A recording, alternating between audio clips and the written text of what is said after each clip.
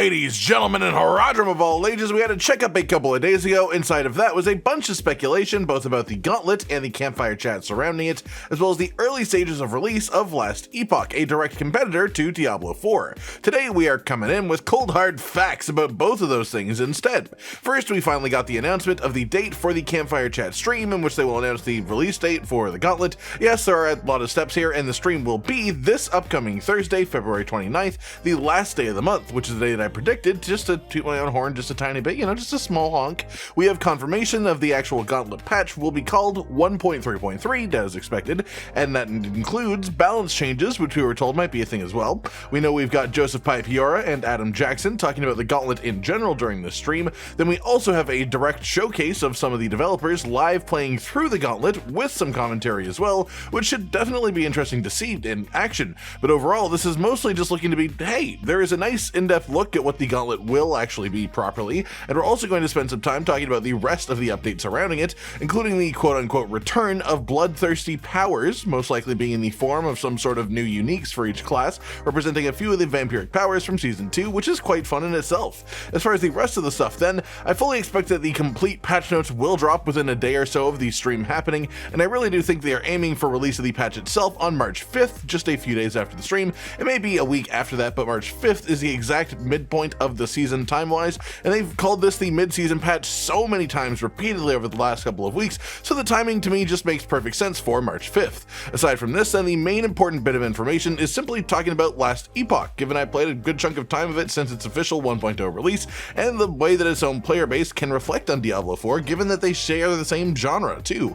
First things first, Last Epoch has had an extremely rough launch. The servers have been far above capacity more often than not, with only a few hours of full functionality at the more off-peak times of most places around the world.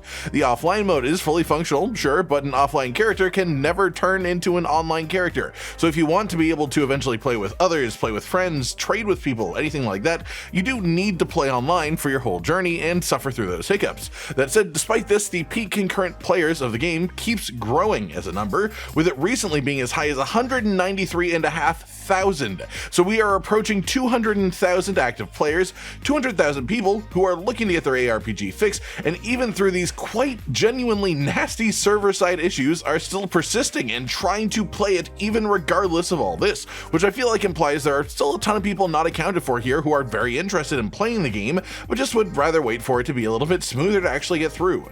The thing is, every one of those people, every one of them are people playing a game within the same genre as Diablo 4 that are choosing to not play Diablo 4. And this number, of course, grew significantly with the 1.0 release, so what this tells me is mostly just backing up information that we already pretty much knew. It's that there is a large portion of the Diablo 4 player base that enjoys the style of the game, but just wishes that the game had more to offer. That subset of people, especially the ones that are based on PC, are having a pretty in-depth look over at Last Epoch, and to talk of my own time with it personally outside of the online issues, it's actually really goddamn fun. There are so many moments where I just encounter a mechanic or a keybind for some obscure thing, and it makes my life easier, and it just feels like the developers genuinely play the game and thought of these specific gameplay situations. The monoliths, for example, are just purely fun as a main method of endgame, but that aside, the point of this was to say that Diablo 4 does have its competitors, and that this is the smaller of the competitors that is releasing this year, taking quite a big chunk of potential Diablo 4 players over to here for now. So my next question really is, how does this player base potentially dip when the Gauntlet comes out for Diablo 4,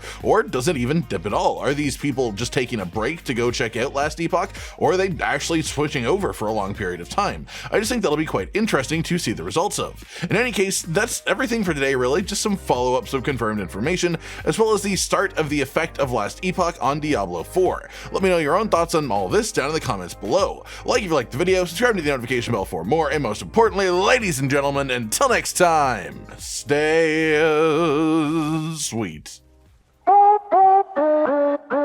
Josh, Cotton, and Hollow with the videos, dropping the humor like a hammer on your tippy toes, bringing entertainment on a daily arrangement to take our insanity and turn it into entertainment. Yes, I said entertainment twice, to reiterate that it is nice to look into your faces on a mostly daily basis when you let us in your homes to make the whole world a stage. Goodbye.